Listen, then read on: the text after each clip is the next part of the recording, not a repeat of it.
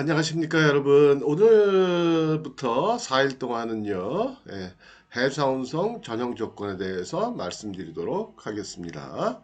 자, 인커텀즈에서 규정하고 있는 전체 그 조건의 숫자는 몇 개라고 그랬죠? 11가지. 그쵸? 젓가락 두 개를 놓고 기억하시면 된다고 그랬어요. 젓가락을 이렇게 마주보고 딱 세워놓으면은 11이 되잖아요. 11가지 조건이고, 그 다음에 11가지 조건별로 운송과 관련되는 셀러 바이어 의무는 몇 개씩이다? 10개씩이다. 10십자. 그 중에 우린 중요한 것만 지금 조건별로 보고 있는 거예요. 그쵸?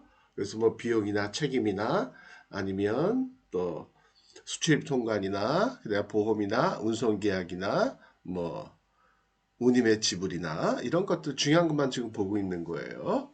자, 그래서 오늘은 그 중에 11가지 조건 중에서 운송 방식 불문 조건 7가지는 이미 다 끝냈고요. 이제부터 4일 동안은 음, 해상 운송 전형으로만 사용하는 조건들 4가지에 대해서 설명드리도록 할게요. 자, 그래서 해상우선 전혀 조건이다. 그럼 뭐냐면 지금부터 설명드리는 FAS 조건, FOB 조건, CFR 조건, CIF 조건 이 4가지는 해상 운송할 때만 사용하세요.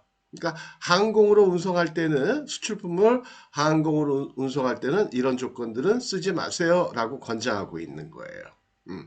실제 실무에서도 그렇게 되고 있고요. 예. 자, 먼저 FAS라는 조건이 있다는 거죠. 선측 인도 조건. Free alongside ship. 자, 그러면 이 free라는 단어, 이 제목의 의미를 보면은요, 이 free를 동사로 봤을 때 앞에 있는 주어, 주어는 뭐가 될까요? 당연히 셀러가 되겠죠. Seller shall be free라는 뜻이야. 셀러는 의무로부터 벗어난다. 비용과 책임의 의무로부터 벗어난다. 라는 거죠. 우리 인커텀즈의 제목이 의미하는 바가 뭐라고 그랬죠? 다시 한번 정리해보면 인커텀즈 제목이 의미하는 바는 셀러가 운송인한테 지불하는 비용의 범위다. 그렇게 얘기했어요. 그리고 그 조건일 때 자기가 운송인한테 지불한 만큼을 미리 예상을 해서 가격에 포함시킨다 그랬어요. 그쵸? 그러니까 셀러가 부담하는 비용의 범위를 의미한다고 그랬죠. 그러니까 당연히 주어는 셀러. 셀러 shall be free. 셀러는 비용 부담의 의무로부터 벗어난다. 언제? alongside ship. alongside는 뭐예요? 옆에. 그쵸? 옆에. 그러니까 선박 옆에다만 갖다 놓으면 된다라는 거죠. 그때까지 비용과 책임을 부담한다. 나머지라는 게 뭐예요? 부두에 있는 물건을 배에다가 운송하는 선박에다가 옮겨 싣고 하는 것부터 시작해서 도착할 때까지 바이어 창고에 도착할 때까지 모든 책임은 바이어가 진다라는 거죠. 자, 그래서요. 한번 제가 보면 Free Alongside Ship FAS는 Free Alongside Ship의 약자로서 지정된 선적항에서 매수인이 지정하는 선박의 선측에서 물품을 인도한다라는 거죠. 그래서 만약에 여기에 부두고 이렇게 선박이 있다 그러면 여기다가 물건만 이렇게 쌓아놓으면 된다는 거예요. 쌓아놓는 순간에 셀러는 책임과 비용으로부터 의무로부터 벗어난다라는 거죠. 근데 이 수출용 선박 이걸 누가 지정을 한다? 나중에 좀 이따 말씀드리겠지만은 이건 바이어가 지정을 일반적으로 해줘요. 안 해주면 바이어가 에이 귀찮으니까 에이 셀러 네가 해. 그럼 여러분들이 그냥 지정하시면 돼요. 뭐 선박 예약하는 게 큰일은 아니니까. 그쵸? 예.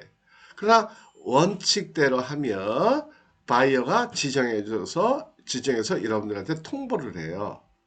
자, 이렇게 바이어가 선박을 지정해서 통보해 준 걸 뭐라 그러냐? nominate. 예. 지정한다. nomination. 그 실무에서는 줄여가지고 노미 그렇게 얘기해요. 욕하는 거 아니에요. 이놈 저놈이 아니고 nomination 줄여서 노미한다 그렇게 얘기한다는 거죠. 그러니까 바이어가 선박을 네, 지정해서 통보를 해주면 그 선박 옆에다가 갖다만 놓으면 된다라는 거예요. 터미널에 부둣가에 이해가 되시죠? 예. 근데 그렇다고 그래가지고 뭐 바이어한테 야 FX 조건은 인커터미즈 보면 네가 선박 예약하고 그 다음에 나는 단순히 옆에 부둣가에 갖다만 놓으면 되잖아. 나 안 할래. 에이 그럴 필요는 없어요. 왜요? 아니 선박 예약하는 건 뭐 예. 그 뭐 힘든 일이 아니니까. 근데 그런 건 있죠. 만약에 아무런 얘기 없이 선정 날짜가 다 되었는데 바이어가 지정을 안 해줬다? 예, 아무런 연락도 없고 그래가지고 못 실었다? 그건 셀러 책임이 아니고 그건 바이어 책임이에요. 왜요? 인커터미즈에서 그렇게 규정하고 있기 때문에 그래요. 매수인이 선박을 지정한다. 매수인이 운송 계약을 체결한다. 매수인이 선박을 지정한다. 같은 말이에요. 예. 근데 그 의무를 이행하지 않았기 때문에 그때는 책임이 없다. 근데 대개는 바이어들이 연락을 하죠. 아 이번에 귀찮으니까 네가 좀 해줘. 그리고 이해가 되시죠?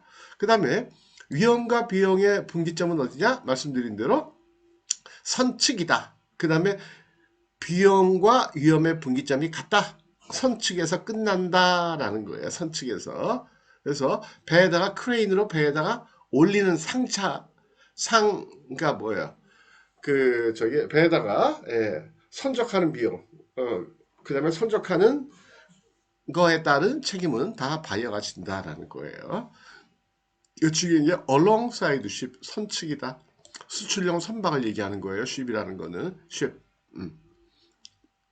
그래서 수출국의 지정 선적항 부두 또는 부선으로 본선의 선측에 인도된 때, 부선으로 본선의 선축으로 인도된 때, 이건 뭐냐면 선박이 부두에 이렇게 부두에다가 이렇게 배를 못 대는 경우들이 있어요. 터미널 사정 때문에. 그래가지고 부두에서 좀 떨어져 있을 때는 부선에다가 물건을 실어서 본선의 옆에까지만 갖다 놓으면 된다. 본선에다가 끌어올려서 선적하는 비용은 책임은 그건 다 바이어가 진다라는 거예요. 그 다음에 부선 사용료는 당연히 매도인 부담하는 거죠.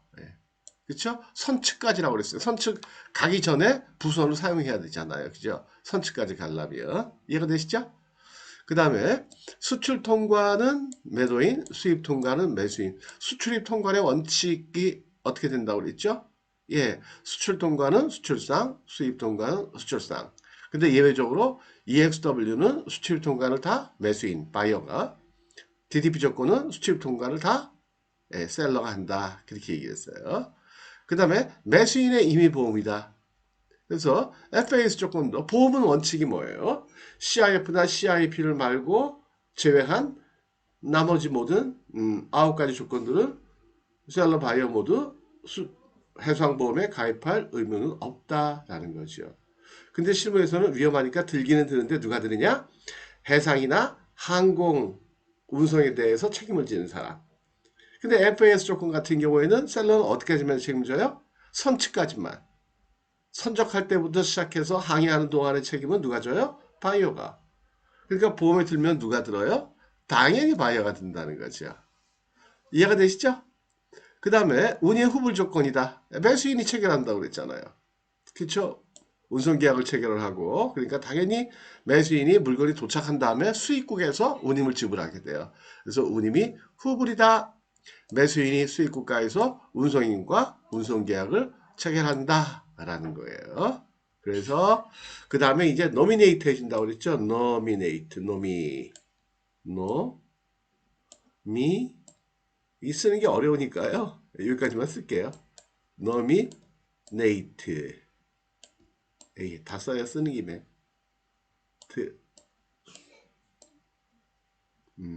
제가 전자편 사용 잘하죠? 네, 노미네이트. 여기까지 줄여가지고 노미 그렇게 얘기하는 거예요.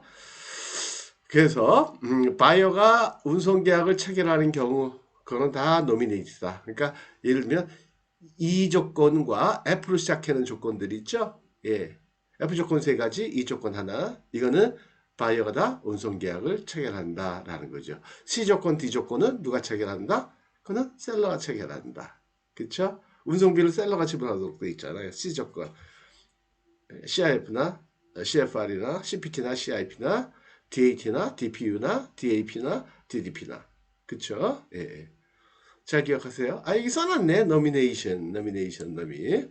그 다음에 컨테이너 운송일 경우에는 선측 인도가 아니라 터미널에서 운송인에게 인도됨으로 부적절하다.